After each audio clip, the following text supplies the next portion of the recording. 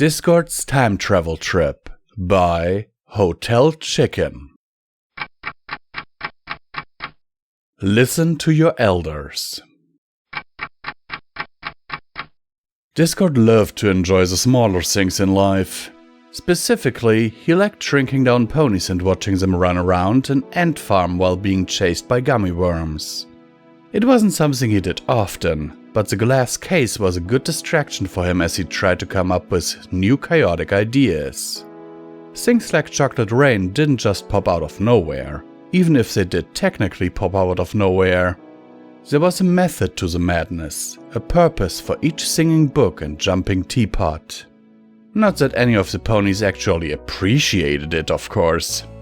They were too busy screaming to enjoy the unsubtle beauty of a flying pig. But at least he would enjoy the runaway pianos and other chaotic creations he made. If only there was some other creature who understood his twisted tastes. A connoisseur of chaos who would properly enjoy the entropy. Something like, what was that word ponies used? The one that usually made him feel sick? Fried rice? No, not that. But something close. Fingers? Fiddlesticks? Fish sticks? Oh, now there's an idea, he said, snapping his talons to warp a bundle of sticks into a floundering wooden fish. Not my best work, he observed, stroking his beard as he idly tried to think of new chaotic creations.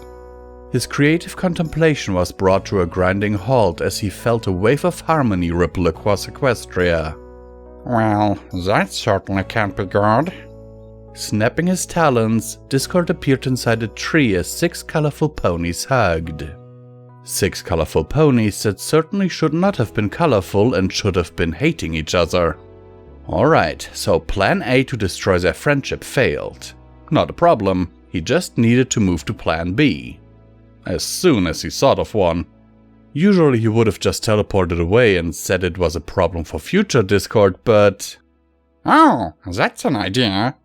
He grinned, teleporting back to his throne in Ponyville as he waited for the 6 ponies to trot back. Sitting in Fluttershy's cottage, Discord poured his friend a cup of tea as she regaled him with a story of her younger years. Apparently, some foal named Ocean Breeze, he'd remember that for later, bullied her and Dash into sneaking into the Rainbow Factory at night. There was something about a rumor involving blood and rainbow water or whatever. A bit too gruesome for his tastes, but still a cute story. He would have loved to hear the end of it if he wasn't rudely teleported against his will.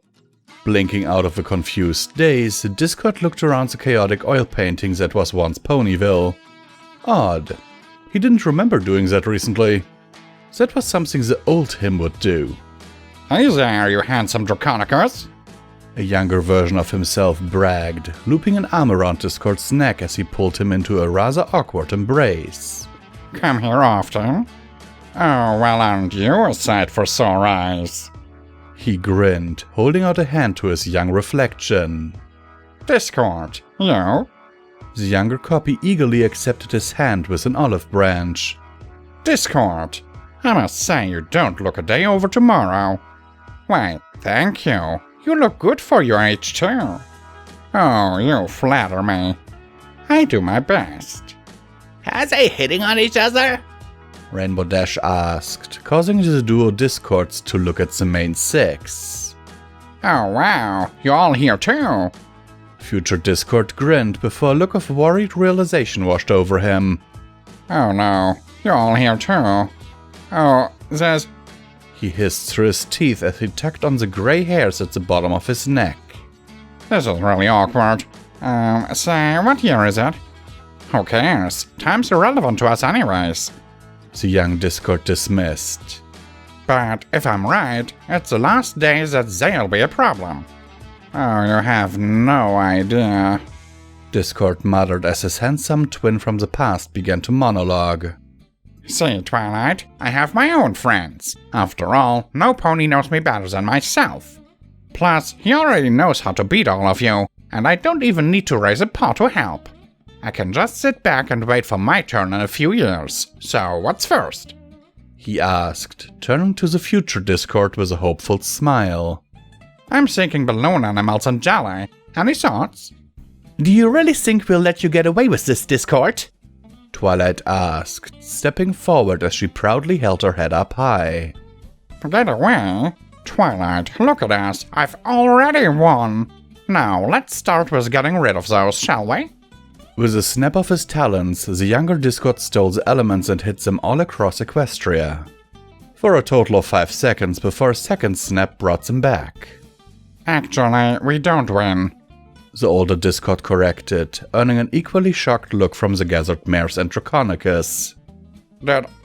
Did you just bring the elements back? His younger self asked stupidly. I did. On any other day, I'd probably love to stick around and play jump rope with the timeline, but I need to get back to Fluttershy's for tea. Oh, that reminds me. Fluttershy, dear, how does the Rainbow Factory story end? I was on the edge of my seat 2 years from now.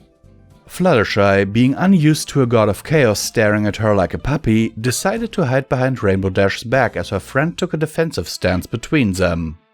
What the heck are you talking about, Discord? How do you know that story? Rainbow demanded. Well, duh. Friends tell friends stories, of course. Wait, we become friends? With you? Rainbow yelled. For once, I actually agree with what's-her-face. The present Discord agreed. Rainbow Dash, and you already know her name. The joke's stale at this point, at least for me anyway. What the heck's going on here? Applejack asked, shaking the purple pony out of her stupor as Discord drew them all into a group hug. Why, Applejack, do I really need to spell it out for you? We're the best of friends in my timeline. You made me fall in love with a rock, you brute! Rarity protested. You made me a no-good liar. Applejack added on. Well, Fluttershy stuttered before Twilight teleported them all out of his grasp. Girls, keep your heads straight. This is clearly just another one of his tricks. Oh, Twilight, you wound me. Do I really look like a bad guy? Yes. His younger self seethed. Because we are the bad guy. We cause chaos and have fun. We don't listen to Feli's gossip about rainbows or hack ponies. What happened to you? You used to be cool, and now you're one of them? I am, and you will too. At least if I can fix this little time travel hiccup. Discord said as he pulled out a broken clock and gave it a light shake. Hold it! Pinkie Pie yelled, earning every pony and Draconicus' attention as she glared at the older Discord. If you're really our friend, then what's my favorite color? The younger Discord rolled his eyes. Oh, please, even I could guess that. It's every color. Future Discord answered, causing Pinkie Pie to gasp before she wrapped her hoofs around his neck. Yes! I have a time travel friend from the future! I'm so going to abuse this for my own personal gain! You won't, because I will never be your friend. The younger Discord refused, snapping his talons to tear the elements away from the 6 mares. His older copy brought them back with a snap of his own, causing the duo to fall into a tug of war with reality, constantly snapping the elements on and off the gathered mares. I can do that all day, you know. As can I. Besides, I know how this ends. Endings are always so predictable. I prefer something a little more chaotic. A snap was the only warning the future Discord had before a stone statue of himself fell on top of him. Really? Using the same trick twice? Now look who's predictable. He groaned, quietly noting the sound of several cracks breaking through his old prison. Free at last. The stoned Discord was free for all of 3 seconds before Discord snapped him back to stone. Sorry, this story is already confusing enough as it is.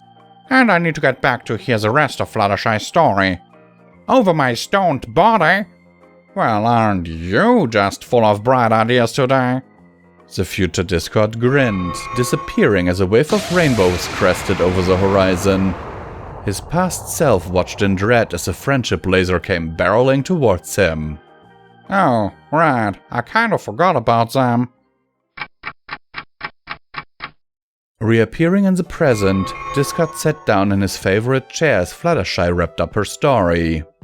It seemed like he only missed a second or two, and Fluttershy was more than willing to continue despite the interruption. And that's when Zephyr started to have a crush on Rainbow Dash. My, I never would have guessed that. Of course, I couldn't expect anything less from my brave little friend.